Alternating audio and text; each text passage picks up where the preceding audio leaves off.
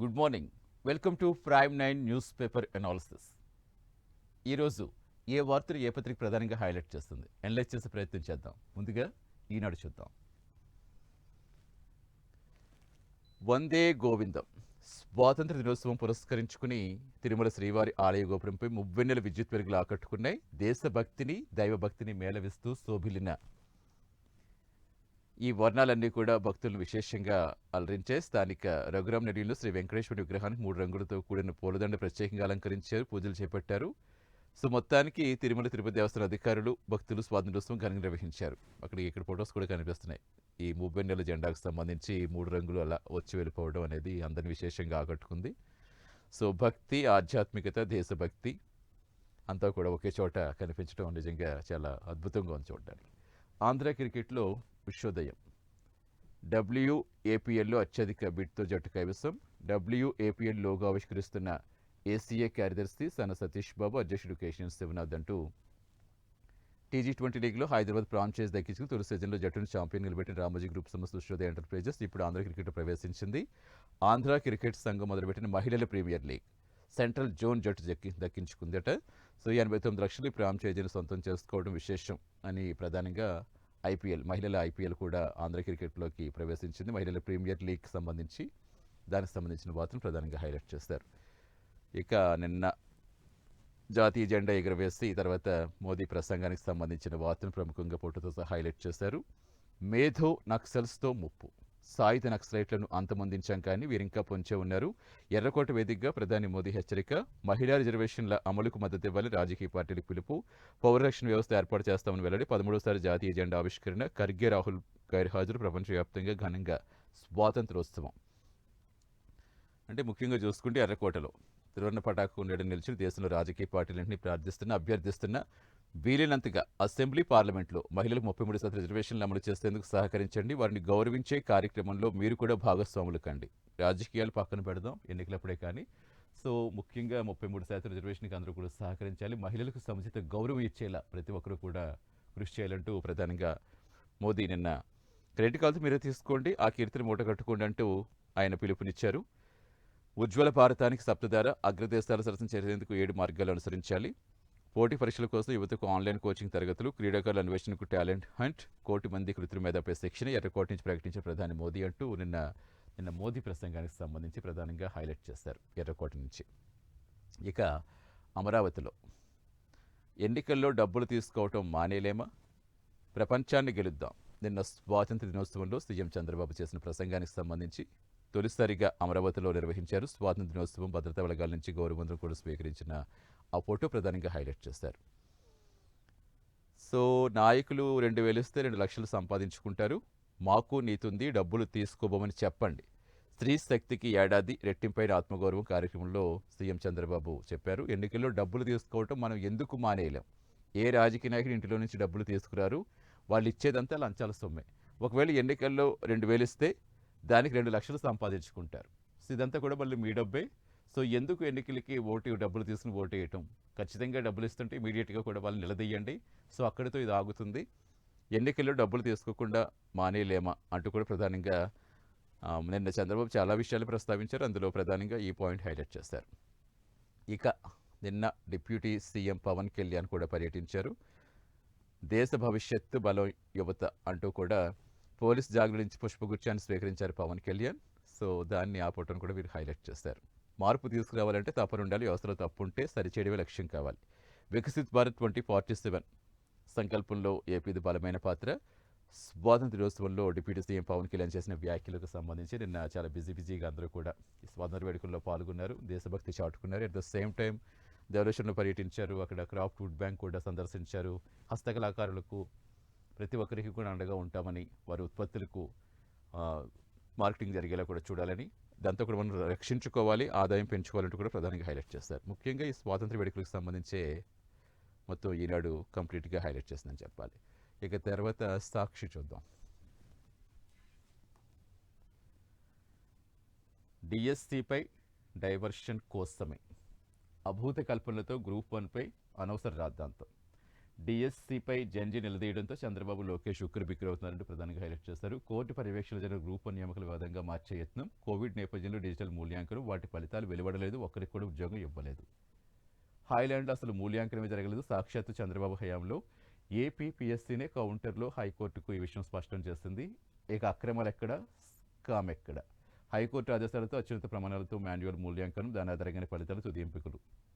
So కంప్లీట్గా ఎలాంటి తప్పులు జరగలేదు స్పష్టం చేస్తూ సిట్ నివేదికలో పేర్కొన్న భాగం అంటూ వీళ్ళు మళ్ళీ ఇంకోటి హైలైట్ చేస్తారు, గ్రూప్ 1. ఎందుకంటే ఒకవైపు డిఎస్సికి సంబంధించి వైసీపీ చేస్తున్న నిరసనలు చూస్తున్నాం. ఇప్పుడు లేదు, అప్పుడు వైసీపీ హయాంలో గ్రూప్ 1కి సంబంధించి ఏం జరిగిందనేది ఇప్పుడు ప్రస్తుతం కూటమి నేతలు కూడా హైలైట్ చేసుకుంటూ వస్తున్నారు. సిట్ కూడా నివేదిక ఇస్తుందంటే జరగలేదు, ఎలాంటి తప్పులు జరగలేదని స్పష్టం చేస్తూ సిట్ నివేదిక పేర్కొందంటూ వాళ్ళు మరి సిట్ ఇచ్చిన నివేదికలో హైలైట్ చేస్తారు. మరి దీనికి మళ్ళీ ఎలా రెస్పాండ్ అవుతారు? మొత్తానికి ఈ గ్రూప్ 1 డిఎస్సీల మధ్య ఈ ఏపీ రాజకీయం మొత్తం నడుస్తోంది. అటు వైసీపీ, ఇటు అధికార పక్షం, ఇరు నేతల మధ్య. సో ఓవరాల్గా ఏం జరుగుతుందో చూడాలి. ఇక మరో న్యూస్కి ఏం హైలైట్ చేస్తారు? సప్తధారతో వికసిత్ భారతం. ఎర్రకోటపై ప్రసంగంలో ప్రధాని మోదీ 2047 నాటి వికసిత భారతాన్ని ఆవిష్కరించేందుకు కృషి చేయాలని దేశ ప్రజలకు పిలుపునిచ్చారు. 7 రకాల శక్తులు కలిస్తే ఇది అసాధ్యం కాదని భరోసా. అభివృద్ధి లక్ష్యాన్ని నిర్దేశించిన ప్రధాని యువత ఉన్నత శిఖరాలకు ఆదుకునేందుకు దేశం అండగా ఉంటుందని కూడా వెల్లడించారు. ముఖ్యంగా దిమాగీ నక్సల్స్తో ముప్పు, యువతకు ఉచితంగా ఆన్లైన్ కోచింగ్ ఇస్తారు. మహిళా రిజర్వేషన్ బిల్లుకు మద్దతు ఇవ్వండి. ముఖ్యంగా మహిళా రిజర్వేషన్ బిల్లుకు సంబంధించి ప్రధానంగా హైలైట్ చేస్తారు.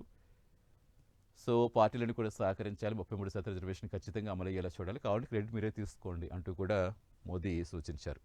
సో వార్త ప్రధానంగా వీళ్ళు హైలైట్ చేశారు. ఇక మరో న్యూస్గా, సో మొత్తానికి ఇవాళ సండే కదా ఎక్కువగా ఇవి కనిపిస్తున్నాయి. 15 ఆగస్టు రోజున పచ్చాబద్దాలే, హామీలన్నీ అమలు చేస్తామంటూ ముఖ్యమంత్రి చంద్రబాబు డప్పు. వాస్తవానికి సూపర్ 6, సూపర్ సెషన్ హామీలన్నీ పూర్తిగా ఎగవేత అంటూ నిన్న కూడా పచ్చాబద్దాలు మాట్లాడారు చంద్రబాబు అంటూ వీళ్ళ వర్షంలో వీళ్ళు రాసుకుంటూ వచ్చారు. ఇక స్కిల్ బెయిల్కు బాబు బహుమానం, లోకాయుక్తగా జస్టిస్ మల్లికార్జునరావు. ఆయన పేరు ఖరారు చేసిన చంద్రబాబు నేతృత్వంలో కమిటీ. స్కిల్ కుంభకోణంలో చంద్రబాబుకు బెయిల్ ఇచ్చిన జస్టిస్ మల్లికార్జునరావు మొదట మధ్యంతర బెయిల్ ఇచ్చి తర్వాత పూర్తిస్థాయి బెయిల్ మంజూరు. 2024లో ఒక విశ్రాంత ఏసీజే పేరు ఈ పదవికి సిఫారసు చేసిన హైకోర్టు సీజే ప్రధాన న్యాయమూర్తి సిఫారసు కూడా చెత్తబుట్లో పడేశారు చంద్రబాబు. ఎటువంటి ఇబ్బంది ఎదురుకాకుండా ఏకంగా లోకాయుక్త చట్టానికి సవరణలు చేశారు. తద్వారా లోకాయుక్త ఎంపిక నుంచి హైకోర్టు సీజే తొలగింపు. మొత్తం సెలక్షన్ కమిటీని ఏర్పాటు చేస్తున్నారు. తన నేతృత్వంలో పనిచేసే సెలక్షన్ కమిటీని చేసుకుని తనకు కావాల్సిన వాళ్ళని లోకాయుక్తగా జస్టిస్ మల్లికార్జునరావు ఎంపిక చేశారంటూ కూడా. అప్పుడు స్కిల్ కుంభకోణంలో బెయిల్ ఇచ్చారు కాబట్టి దానికి గిఫ్ట్గా ఇప్పుడు ఇచ్చారన్న యాంగిల్లో వీళ్ళు రాశారు. సో మొత్తానికి ఈ వార్తలు ప్రధానంగా ఇది హైలైట్ చేసుకుంటూ వచ్చారు. ఈ డిఎస్సికి సంబంధించి వీళ్ళు నిన్న స్వాతంత్ర దినోత్సవం సందర్భంగా అటు మోదీ మాట్లాడింది కానీ ఇటు చంద్రబాబు అంతా కూడా పచ్చాబద్దాలు చెప్పారంటూ ఈ వార్తని ప్రధానంగా వీళ్ళు హైలైట్ చేసుకుంటూ వచ్చారు. ఆంధ్రజ్యోతి చూద్దాం. ఎవ్రీ సండే వీళ్ళు ఒక ఓన్ చేసుకుంటారు. కలుసుకుందాం, పరిచయాలు పెంచుకుందాం. డేటింగ్ యాప్స్ అంటే ప్రత్యక్ష పరిచయాలకు ప్రాధాన్యం ఇస్తున్న యువత రకరకాల సోషలైజింగ్ ఈవెంట్స్ హాజరు. డిజిటల్ డేటింగ్తో తీవ్ర మానసిక అలసట. ఒక సర్వే, పోప్స్ హెల్త్ సర్వే 78-80% మంది ఇది వెల్లడించారట. ఆన్లైన్ చాటింగ్స్ వల్ల సమయం వృధా అవుతుంది కాబట్టి డేటింగ్ యాప్స్ దాటి ప్రత్యక్ష పరిచయాలకే పల్లి యువత ఎంచుకుందట. రకరకాల సోషలైజింగ్ ఈవెంట్స్కు హాజరై అక్కడ, ఎందుకంటే మొన్న కూడా చూస్తాం, మొన్న ఉద్యమాల్లో కూడా కొంతమంది అక్కడే కలుసుకున్న తర్వాత అభిప్రాయాలు ఇచ్చి పెళ్లి చేసుకున్న సందర్భం కూడా చూసాం జంతర్ మంతర్ వద్ద. సో మొత్తానికి మళ్ళీ ఇదొక రకమైన కొత్తది. ఒకప్పుడు కొత్త పరిచయం కావాలంటే డేటింగ్ యాప్లు తెరిచేవారు, కానీ ఇటీవల కాలం అటు స్క్రీన్ పరిచయాలపై ఆసక్తి క్రమంగా తగ్గుతోంది. మోసాలు ఎక్కువ జరుగుతున్నాయి కాబట్టి, ఎవరేంటో తెలియట్లేదు, ఆన్లైన్లో రకరకాల ఫ్రాడ్స్ జరుగుతున్నాయి కాబట్టి ఇంకా అవి పక్కకు పెట్టేసి ఇప్పుడు డైరెక్ట్గా జెన్జీ యువత తాము డిజిటల్ డేటింగ్తో తీవ్ర మానసిక అలసటకు గురవుతున్నామని, సో ఆ యాప్స్ దాటి ప్రత్యక్ష పరిచయాలకి ప్రాధాన్యం ఇస్తారని కూడా ప్రధానంగా హైలైట్ చేస్తారు. సో అది ఒక ఐటమ్ గీచుకున్నారు వీళ్ళు. తర్వాత శ్రీశైలం జలాశయంలో నీటి నిల్వ. శ్రీశైలం జలాశయానికి సంబంధించి కూడా నీటికి సంబంధించి ప్రధానంగా ఇన్ఫ్లో నీల్, ఎగువ ప్రాంతాల్లో నిలిచిన వర్షాలు జలాశయానికి పూర్తిగా వరద ఆగిపోయింది. ఆల్మట్టి సహా పలు ప్రాజెక్టుల గేట్లు మూత. శ్రీశైలంలో 176 టీఎంసీల నిల్వకే పరిమితం. శ్రీశైలంలో ప్రస్తుతం పరిస్థితికి సంబంధించి ప్రధానంగా హైలైట్ చేశారు. ఇక బీసీ కోటా హామీ నిలుపుకుందాం, 34% అమలుకు అవకాశాలు పరిశీలిద్దాం, న్యాయపరమైన సమస్యలు లేకుండా చూద్దాం, కుదరకపోతే పార్టీ పరంగా న్యాయం చేద్దాం. బీసీ కమిషన్ సిఫారసులపై కూటమి పక్షాల మంత్రులతో సీఎం చంద్రబాబు టెలికాన్ఫరెన్స్ నిర్వహించారు. స్థానిక ఎన్నికల్లో ఇక బీసీలకి 34% సీట్లు ఇస్తామని హామీ నిలబెట్టుకుంటామని సీఎం చంద్రబాబు తెలిపారు. రాజీవ్ రంజన్ మిశ్రా కమిషన్ సిఫారసులు అమలు చేస్తే బీసీలకు 27% మాత్రం రిజర్వేషన్ కల్పించగలమన్నారు. కానీ ఎన్నికల సమయంలో 34% రిజర్వేషన్ కల్పిస్తామని హామీ ఇచ్చామని గుర్తు చేసి దీని అమలుకున్న అవకాశాలు సరిచేయాల్సిన అవసరం ఉందన్నారు. దీనిపై కూటమిపక్ష నాయకులు మంత్రులతో కూడా చేశారు. బీసీకి సంబంధించి బీసీలకు ఇప్పుడు స్థానిక సంస్థల ఎన్నికలు వస్తున్నాయి. మళ్ళీ ఇప్పుడు అది ఎంత హాట్గా మారితే అందరికీ తెలుస్తుంది. జనరల్ ఎలక్షన్స్ అంటేనే ఎలా ఉంటాయో తెలుసు. ఇంకా అలాంటి పంచాయతీ, స్థానిక ఎలక్షన్స్, ఈ మున్సిపల్ కార్పొరేషన్ ఇవన్నీ కూడా ఒక రేంజ్లో ఉంటాయి. అసలు అక్కడ లోకల్గా ఎలాంటి సిచ్యువేషన్స్ ఉంటాయి కూడా ఎవరికి అర్థం కాదు. సో దానికి సంబంధించి బీసీ కోటాకు సంబంధించి నిన్న వాళ్ళతో చంద్రబాబు సమావేశమయ్యారు. 34% అవకాశాలని చెప్పాం కాబట్టి, హామీ ఇచ్చాం కాబట్టి ఆ హామీకే కట్టుబడి ఉందాం.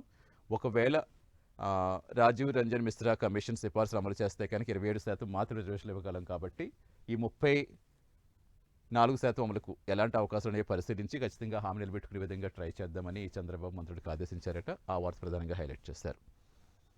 ఇక మరొక న్యూస్గా నిన్న స్వాతంత్ర దినోత్సవం సందర్భంగా అమరావతిలో జరిగిన వేడుకల్లో జాతీయ పథకం ఆవిష్కరించి సెల్యూట్ చేశారు సీఎం చంద్రబాబు. ఆ ఫోటో ప్రధానంగా వీళ్ళు హైలైట్ చేశారు. విధ్వంసం దశ దాటి వికాసం వైభవం వైపు, తొలి సంతకం నుంచి సంక్షేమం, అభివృద్ధి, సుపరిపాలనకు అంకితం, స్వర్ణాంధ్ర ప్రతి ఒక్కరి సంకల్పం కావాలి, అవకాశాలను ఆర్థిక శక్తిగా మారుద్దాం, దేశ నిర్మాణంలో వ్యక్తిగత విజయాలు భాగమే, మొత్తానికి హాఫ్ టర్మ్లో 1,50,000 కోట్లు, అభివృద్ధికి 1,34 కోట్లు ఖర్చు చేస్తామంటూ అప్పులు రీషెడ్యూల్లో 8,269 కోట్లు ఆదా చేస్తాం, 14 లక్షల కోట్లు పెట్టుబడులు తెచ్చాం, 11 లక్షల ఉద్యోగాలు ఇచ్చాం.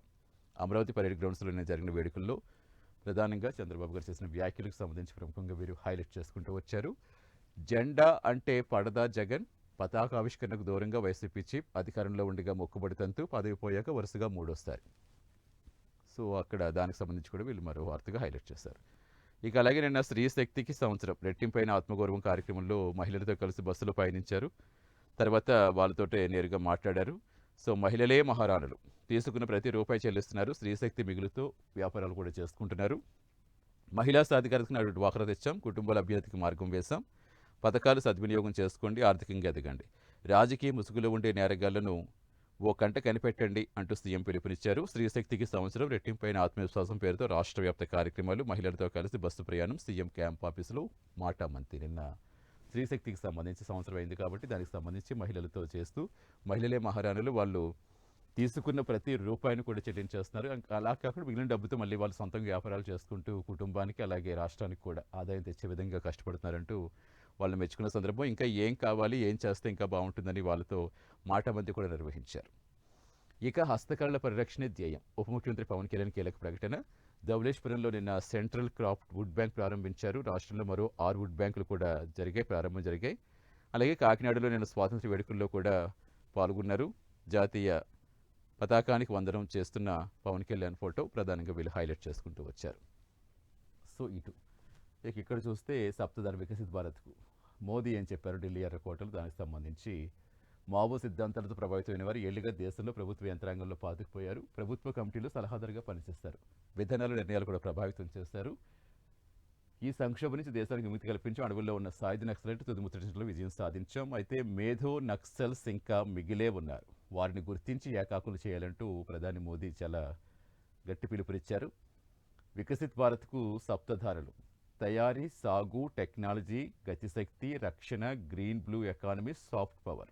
సో మొత్తం ఇవన్నీ కలిస్తే వికసిత్ భారత్ చాలా ఈజీగా మనం టార్గెట్ 2040 ఏదైతే పెట్టినారో చాలా సునాయాసంగా మంచి లక్ష్యాలతో చేరుకోగలమంటూ ఈ సప్తధారలు పిలుపునిచ్చారు. ఏడాదిలో 1 కోటి మంది యువతకు ఏఐలో శిక్షణ, పోటీ పరీక్షలు, ఉచిత ఆన్లైన్ కోచింగ్, రైతుల సేంద్రియ సాగు దిశగా మళ్ళాలి, అణుశక్తిలో స్వయం సమృద్ధి లక్ష్యం, 2047 నాటికి 100 గిగావాట్ల దిశగా చర్యలు, బాల క్రీడాకారులకు అంతర్జాతీయ స్థాయి శిక్షణ ఇచ్చే విధంగా. అట్ ద సేమ్ టైం రక్షణ సవాళ్ళ నేపథ్యంలో స్వచ్ఛంద పౌరదళం, నక్సలైట్ నిర్మూలించేద్దాం, మేధో నక్సల్స్ ఇంకా ఉన్నారు అంటూ నిన్న ప్రసంగంలో చేసిన వ్యాఖ్యలు. అంటే వికసిత్ భారత్ విజన్లో భాగంగా దేశ ఆర్థిక వ్యూహాత్మక అభివృద్ధి కోసం నిన్న ప్రధాని సప్తధారుల పేరుతో నూతన ప్రణాళిక రూపొందించారు. అందులో ఏంటంటే తయారీ, వ్యవసాయం, ఫుడ్ ప్రాసెసింగ్, టెక్నాలజీ ఆవిష్కరణలు, గతిశక్తి అంటే హై స్పీడ్ రవాణా, వాటి అనుసంధానం, అలాగే రక్షణ రంగం, హరిత సముద్ర ఆర్థిక వ్యవస్థలు, సాఫ్ట్వేర్, యోగా మొదలైనవి. సో ఈ 7 ఈ సప్తధారులు కలిస్తే వికసిత్ భారత్ చాలా ఈజీగా మనం అనుకునే లక్ష్యం సాధించగలమంటూ కూడా సరికొత్త ప్రణాళిక వెల్లడించారు. సో మొత్తానికి సేంద్రియ ఆహార ఉత్పత్తుల డిమాండ్ పెరుగుతోంది కాబట్టి రైతులు రసాయన రహిత వ్యవసాయ విధానాలు అలవర్చుకోవాలని కూడా తెలిపారు. ఎక్కడ చూసినా సరే మెయిన్ హెల్త్ మీద బాగా కాన్షియస్ వచ్చింది, అవగాహన వచ్చింది కాబట్టి ఈ రసాయనాలు లేకుండా క్వాలిటీ ఫుడ్డే కోరుకుంటున్నారు కాబట్టి ఆ దిశగా రైతులు అందరూ కూడా యాక్షన్ చూసుకుంటే ఖచ్చితంగా వాళ్ళకి డిమాండ్ పెరుగుతుంది ఉత్పత్తులకు కూడా ప్రధానంగా హైలైట్ చేసుకుంటూ వచ్చారు. ఇక మరో వార్తగా స్వచ్ఛందంగా దందా 24 గంటల్లో 4 గంటల వివరణ ఇవ్వాలని డిమాండ్ చేస్తూ ట్రస్టుకు చెందిన మహిళా పరిశ్రమల యాజమాన్యం జారీ చేసిన నోటీసులు ఇవ్వంటూ పవర్ చూపిస్తున్న గాజువాకలో ట్రస్ట్ సొంత నోటీసులతో పరిశ్రమలకు బెదిరింపులు, తక్షణ వివరణ ఇవ్వాలంటే డిమాండ్లు, 4 గంటలే గడువంటూ హెచ్చరికలు, 6 నెలలు 30 పైగా సంస్థలకు నోటీసులు, సెటిల్మెంట్ చెల్లిన అధికారులపై ఒత్తిళ్లు, సంస్థ నిర్వాహకంతో పరిశ్రమ బెంబేలు, ఇప్పటికే పోలీసులు కొందరు ఫిర్యాదు అంటూ గాజువాకలో జరిగిన ఇష్యూకి సంబంధించిన ప్రధానంగా ట్రస్టుకు సంబంధించి హైలైట్ చేశారు.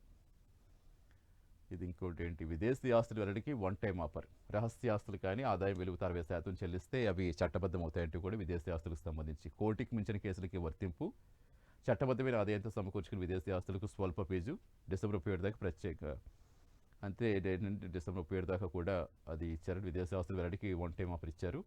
ఇక స్వాతంత్ర వేడుకలో త్రిష సందడి. సో ఎక్కడ చూసినా మళ్ళీ ఇదే నేను అంతా ట్రెండింగ్. ఎప్పుడైతే అసలు తమిళనాడు ఎలక్షన్స్ అప్పటి నుంచి కూడా త్రిష అనే ట్రెండింగ్లో ఉంది విజయ్ కంటే కూడా.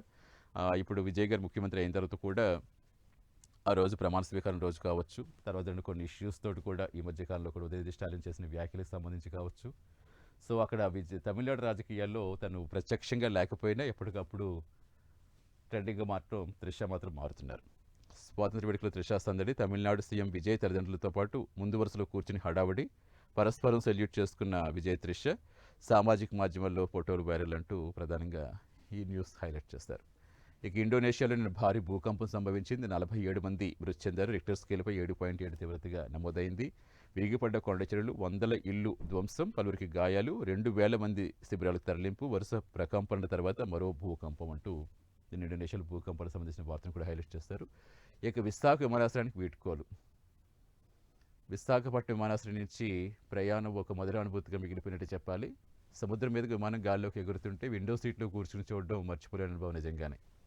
సముద్ర తీరంలో ఒకవైపు పోర్టు, ఆ పక్కన మత్స్యకారుల బోటు, రెండింటికి మధ్య కంటైనర్ టెర్మినల్. ఇలా ఇంకొంచెం పయనిస్తే విరిమిట్లో కలిపే కాంతులతో వెలిగిపోయే అందమైన భావనలు మనసులో చెరగని ముద్ర వేస్తే. అయితే ఇకపై ఈ అనుభూతి గత స్మృతే కానుంది. భోగాపురం ఎయిర్పోర్ట్ సిద్ధమే సోమవారం నుంచి కార్యకలాపాలు ప్రారంభిస్తున్న నేపథ్యంలో ఈరోజు అర్ధరాత్రి నుంచి విశాఖ విమానాశ్రయానికి ఇంక రాకపోకలు ఫుల్ స్టాప్ పడబోతున్నాయి. భోగాపురం నుంచి కంప్లీట్గా అయితే కొన్నింటికి మాత్రమే విశాఖను ఉపయోగించే అవకాశం ఉంది. పౌరుల సేవలో 4.5 దశాబ్దాలు, ఇంచుమించుగా 45 సంవత్సరాలుగా పౌరులకు సేవలు అందించింది. నేటి అర్ధరాత్రి నుంచి రాకపోకలు బంద్ కాబోతున్నాయి. ఇక పూర్తిగా నేవీ ఆధ్వర్యంలోనే కార్యకలాపాలు జరుగుతాయి. ఏదైనా వీఐపీలకు కావచ్చు, లేదా నేవీ ఆధ్వర్యంలో కంప్లీట్గా ఇంకా విశాఖ విమానాశ్రయం ఉండబోతుంది. ఇక మొత్తం అంతా కూడా భోగాపురం షిఫ్ట్ అయిపోతుంది. ప్రత్యేక విమానాలకు మాత్రం అనుమతులు ఇస్తారు. చిన్న రన్వే ఒక విమానంతో మొదలై అంతర్జాతీయ సర్వీసులు అందించే స్థాయికి ఎదిగింది. ఇక భోగాపురం నుంచి కార్యకలాపాలు, 20 ఎలక్ట్రిక్ బస్సులు కూడా ప్రతి గంటకు విశాఖ నుంచి విమానాశ్రయానికంటే విశాఖకి ఇప్పుడు వరకు అంటే సిటీలో కాబట్టి పెద్ద ఇబ్బంది ఉండేది కాదు. కొంచెం లాంగ్ వెళ్ళాలి కాబట్టి ప్రతి గంటకి కూడా ఎటువంటి ఇబ్బందులు లేకుండా ప్రయాణికులకి విశాఖ నుంచి విమానాశ్రయానికి 20 ఎలక్ట్రిక్ బస్సులు కూడా సిద్ధం చేశారు. సో మొత్తానికి ఇక విశాఖ గత స్మృతిగా మిగిలిపోతుంది విమానాశ్రయానికి సంబంధించి అంటూ దానికి సంబంధించిన వార్తను ప్రధానంగా హైలైట్ చేశారు. ఇవి మెయిన్గా స్వాతంత్ర వేడుకలకు సంబంధించి మెయిన్గా హైలైట్ చేశారు. తర్వాత విశాఖ విమానాశ్రయం, ఇండోనేషియాకి సంబంధించి ఏబిఎన్ ఆంధ్రజ్యోతి ప్రధానంగా హైలైట్ చేస్తుంది. ఇక వెలుగు చూద్దాం. ఇక్కడ కూడా మెయిన్ ఇది చూద్దాం. ఏఐ ట్రైనింగ్, ఏడాదిలో 1 కోటి మందికి ఎర్రకోట పైనుంచి ప్రధాని మోదీ ప్రకటన అంటూ నిన్న ప్రధాని మోదీ గారి ప్రసంగానికి సంబంధించి స్వాతంత్ర వేడుకల్లో సప్తధారులు కూడా చేశారు కదా. దానికి సంబంధించి దేశంలో సాయుధ నక్సలిజం అంతమైంది, కానీ దిమాకీ నక్సల్స్ పొంచే ఉన్నారని ప్రసంగించారు. ముఖ్యంగా మహిళా కోట అమలుకు ప్రతిపక్షాలు సహకరించాలని చేశారు. అలాగే సప్తధారులు వికసిత భారత లక్ష్యంగా సప్తధారులను కొత్త ప్రణాళిక తీసుకొచ్చారు. ఈ నక్సల్స్, దిమాకీ నక్సల్స్ పొంచి ఉన్నారని చాలా అప్రమత్తంగా ఉండాలి అని దానికి సంబంధించి ప్రధానంగా నిన్న ఎర్రకోట నుంచి ఇచ్చిన పిలుపుకు సంబంధించి ప్రధానంగా హైలైట్ చేశారు. ఇక సీఎం రేవంత్ రెడ్డి చేసిన ప్రసంగానికి సంబంధించి కూడా నిన్న రేషన్ కార్డు ఆత్మగౌరవానికంటూ,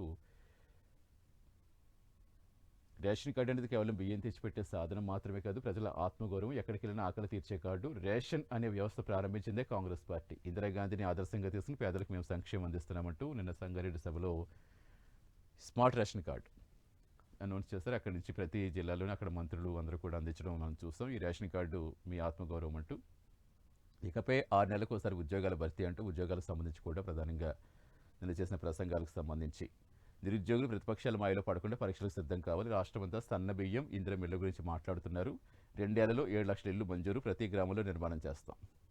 ప్రతి గ్రామంలో కూడా ఏదైనా లేకుండా గ్రామం ఉంటుందేమో, కానీ ఇందిరమ్మ ఇల్లు లేకుండా మాత్రం గ్రామం ఉండదు. ఆ విధంగా ప్రతి ఒక్కరికి ఇందిరమ్మ ఇల్లు ఇప్పిస్తామంటూ నిన్న సీఎం రేవంత్ రెడ్డి చేసిన వ్యాఖ్యలకు సంబంధించి ప్రధానంగా హైలైట్ చేశారు. రైతులకు ఎవరేం చేస్తారో చర్చించేందుకు కేసీఆర్ అసెంబ్లీకి రావాలని కూడా సవాల్ చేశారు. సో మొత్తానికి నిన్న రేషన్ కార్డుకి సంబంధించి ప్రధానంగా హైలైట్ చేశారు. అలాగే జాతీయ జెండాకు గౌరవవందనం స్వీకరిస్తున్నారు, సెల్యూట్ చేస్తున్నారు సీఎం రేవంత్ రెడ్డి. ఆ ఫోటో కూడా ప్రముఖంగా హైలైట్ చేస్తారు. అలాగే నీళ్ళ విషయంలో రాజీ పడపం, తుమ్మిడిహెట్టి నుంచి పాలమూరు దాకా అన్నింటినీ పూర్తి చేస్తాం. గ్లోబల్ సమ్మిట్ పెట్టుబడులతో కొత్తగా 78,000 ఉద్యోగాలు. మా ప్రభుత్వం 32 నెలలకు శ్రమ ఫలితం ఇప్పుడిప్పుడే కనిపిస్తోంది. సో 32 నెలలుగా మేము పడ్డ శ్రమకు ఇప్పుడిప్పుడే రిజల్ట్ కనిపిస్తున్నాయి కాబట్టి డెఫినెట్గా ప్రతి ఒక్కరికి ఉద్యోగాల విషయంలో కావచ్చు, అలాగే నేల విషయంలో కానీ ప్రతిదీ కూడా ప్రజలకి చేరువుగా కనిపిస్తుందంటూ కూడా ఇప్పుడే కనిపిస్తుందని చెప్పారు. గిగ్ వర్కర్ల మొదలు సినీ కార్మికులకు త్వరలో వెల్ఫేర్ బోర్డు అంటూ గోల్కొండలో స్వాతంత్ర వేడుకల్లో పాల్గొన్నారు సీఎం రేవంత్ రెడ్డి. అక్కడ చేసిన ప్రసంగానికి సంబంధించి హైలైట్ చేశారు. ఒకటి స్మార్ట్ రేషన్ కార్డ్స్ సంబంధించి, రెండోది నిన్న స్వాతంత్ర వేడుకల్లో చేసిన ప్రసంగానికి సంబంధించి ప్రముఖంగా హైలైట్ చేశారు. ఇక తర్వాత ఇక్కడ చూద్దాం.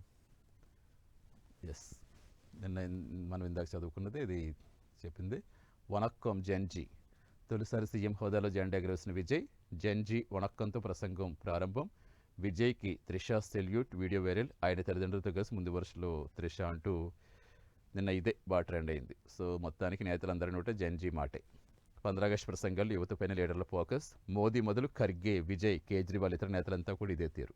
సో మొత్తానికి జెన్జీ ఎఫెక్ట్ ఎలా కనిపిస్తుందో ప్రస్తుతం చూస్తున్నాం.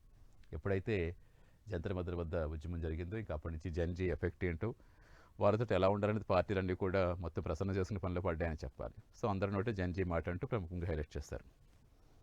ఇక్కడ ఎండ అక్కడ వాన, అప్పుడే మబ్బులు అంతలో మాయం, కురిసినా కొంత ఏరియాకే పరిమితం. సో కంప్లీట్గా పక్క గ్రామాలు మండలాల్లోని తేడాలు కనిపిస్తున్నాయి. రాష్ట్రంలో 13 జిల్లాల్లో దయనీయ పరిస్థితులు. ఒక మండలంలో దండిగా పడిపోతే మరో మండలం అసలు లేకుండా ఉంటుంది వర్షం. ఎల్లిన ఎఫెక్ట్ ఏంటో ఇప్పుడు మనం ప్రత్యక్షంగా చూస్తున్నాం. సగటు వర్షపాతం నమోదవుతున్న పెరిగిన గ్రౌండ్ వాటర్, నిరుడు జూలైతో పోలిస్తే 1.11 మీటర్ల లోతున భూగర్భ జలాలు. ఎల్లిన ఎఫెక్ట్ ఉందని వరి వద్దన్న వినని రైతులు. ప్రాజెక్టులో నీళ్ళు వర్షాల కోసం ఎదురుచూపులు. మబ్బులుగానే వస్తున్నాయి, వాన పడినట్టే పడుతుంది, కానీ వెంటనే మబ్బులు మొత్తం వెళ్ళిపోతున్నాయి, మళ్ళీ ఎండ వచ్చేస్తుంది. సో దాన్ని ప్రముఖంగా వీళ్ళు హైలైట్ చేస్తారు. ఉన్న వాస్తవ పరిస్థితి ఏంటో, అక్కడే ఎండ అక్కడే వాన. నిజంగా ఒక విచిత్ర పరిస్థితి చూస్తున్నాం. మనకి ఇక్కడి నుంచి అక్కడికి వెళ్ళలోపే మళ్ళీ వెంటనే వర్షం ఆగిపోవటం, లేదా వెంటనే ఇమీడియట్గా మబ్బులు వెళ్ళిపోయి మళ్ళీ వెంటనే ఇమీడియట్గా 4 చుక్కలు పడి ఎండ వచ్చేయటం. సో ఉన్న ప్రజెంట్ సిచ్యువేషన్ ఏంటో చెప్పే ప్రయత్నంగా రాశారు. ఇక మన కాలేజీలు అంత గొప్పగా ఏం లేవు. చదువుల కోసం పిల్లలు అమెరికా ఎందుకు పోవాలి, ఇక్కడే ప్రపంచ స్థాయి కాలేజీలు ఏర్పాటు చేయాలి. వనరులు పుష్కలం, నాయకత్వ లోపంతో సమస్య. కులం మతం పిచ్చితో వెనుకబడుతున్నామని వ్యాఖ్య. తెలంగాణ భవన్లో ఇండిపెండెన్స్ డే వేడుకల్లో నిన్న కేటీఆర్ చేసిన కామెంట్స్ సంబంధించి కూడా వీరు ప్రధానంగా హైలైట్ చేశారు. మన వాళ్ళు పనిచేస్తలే, దావతులు ఎక్కువైనాయి. బీహార్, యూపీ కూలీలు రాకుంటే వడ్ల కొనుగోలు లాగుతున్నాయంటూ గుత్తా సుఖేంద్రెడ్డి చేసిన వ్యాఖ్యలు కూడా ప్రముఖంగా హైలైట్ చేశారు. 40 కిలోల బస్తా కూడా మనల్ని మోయలేకపోతున్నారు. పొద్దున్న ఫోన్లతోటే గడుపుతున్నారు. స్కీముల్లో అనర్హులు ఎక్కువ ఉన్నారు. ఏ సర్కారు ఉన్నా ఇవే సమస్యలు. యాదాద్రి కలెక్టరేట్లో స్మార్ట్ రేషన్ కార్డుల పంపిణీలో నిన్న గుత్తా సుఖేంద్రెడ్డి చేసిన వ్యాఖ్యలకు సంబంధించి కూడా కనీసం 40 కిలోల బస్తాను కూడా మోయలేని పరిస్థితుల్లో ప్రజెంట్ జనరేషన్ ఉంది. ఓన్లీ ఫోన్లతోటే మొత్తం అంతా కూడా కాలక్షేపం చేస్తూ అసలు ఎక్కడ చూసినలాగే ఉంది. బీహార్, యూపీ కూలీలు రాకపోతే మొత్తం వడ్ల కొనుగోలు కూడా ఆగిపోతున్నాయంటూ ప్రధానంగా హైలైట్ చేస్తారు. ఇక ఇండోనేషియాలో నిన్న భూకంపానికి సంబంధించి 47 మంది మృతి చెందారు. గంటల వ్యవధిలో 2 సార్లు. రెక్టర్ స్కేల్ 7.7, 6.9గా నమోదైంది. బిల్డింగ్లు నేలమట్టం అయిపోయాయి. చాలామంది నిరాశ్రయులు అయిపోయారు. ఆ వార్త ప్రముఖంగా హైలైట్ చేస్తారు. ఇక ఎస్ఎల్బీసీలో మరో షియర్ జోన్ అంటూ ఇల్లెట్ ప్రమాద ప్రాంతంలో అక్కడే 10 మీటర్ల షియర్ జోన్ అంటూ గుర్తించారు. ఆ గండం దాటేస్తామంటూ 3 రోజుల్లో దాటేస్తామంటూ అధికారులు కూడా చెప్తున్నారు. ఆ వార్త ప్రధానంగా హైలైట్ చేశారు. ఇక నల్సార్ స్టూడెంట్స్కు బీసీఏ చైర్మన్ 3 పేజీల లేఖ రిలీజ్ చేశారు మనోజ్ కుమార్ మిశ్రా. సో మొత్తానికి విద్యార్థులపై వివాదాస్పద చర్యలపై వ్యతిరేకత వ్యక్తం కావడంతో ఇమీడియట్గా బీసీఏ రెస్పాండ్ అయింది. ఇమీడియట్గా వెనక్కి తీసుకుంది. కానీ తర్వాత సీజేఐ కూడా బీసీఐకి జోక్యం అనవసరం అంటూ కూడా ఆయన చేసిన వ్యాఖ్యలు కూడా మనం విన్నాం. ఇప్పుడు చైర్మన్ చెప్పారు. సో మొత్తానికి అది. ఇంకొకటి ఏంటి, హర్మూజ్లో మళ్ళీ టెన్షన్. ఇది మాత్రం ఇప్పటికీ ఇంకా ఎండేలా లేదు మనకి. హర్మూజ్ మాదేనంటూ ట్రంప్ ట్వీట్. ఒక్క ట్వీట్తో మీదైపోదన్న ఇరాన్. ట్రంప్ జోక్ చేశారంటూ వైట్ హౌస్. ఇప్పటివరకు అధికార ప్రకటన చేయని యూఏఈ ప్రభుత్వం. యూఏఈ నౌకతో పాటు బల్క్ కారియర్ నౌకపై దాడి. హర్మూజ్లో మళ్ళీ టెన్షన్ ఇక కంటిన్యూ అవుతూనే ఉంది. ఈ టెన్షన్ మరి ఎప్పుడు కాగుతుందో తెలియదు. ట్రంప్ దిగే వరకు మేము పోరాటం చేస్తామంటూ అక్కడ ఇరాన్ కూడా హెచ్చరిస్తోంది. సో కంటిన్యూస్గా హర్మూజ్. మెయిన్గా స్వాతంత్ర వేడుకలకు సంబంధించి మోదీ దగ్గర నుంచి ఇటు చంద్రబాబు, ఇటు రేవంత్ రెడ్డి, డిప్యూటీ సీఎం పవన్ కళ్యాణ్ కావచ్చు, అలాగే జిల్లాల్లో నాయకులు, నేతలు, మంత్రులు చేసిన వ్యాఖ్యలకు సంబంధించి ప్రముఖంగా అన్ని పత్రికలు కూడా హైలైట్ చేస్తాయి. ఇది ఇవాళ న్యూస్ పేపర్ అనాలిసిస్. రేపు సేమ్ టైంలో మీట్ అవుదాం. నమస్తే.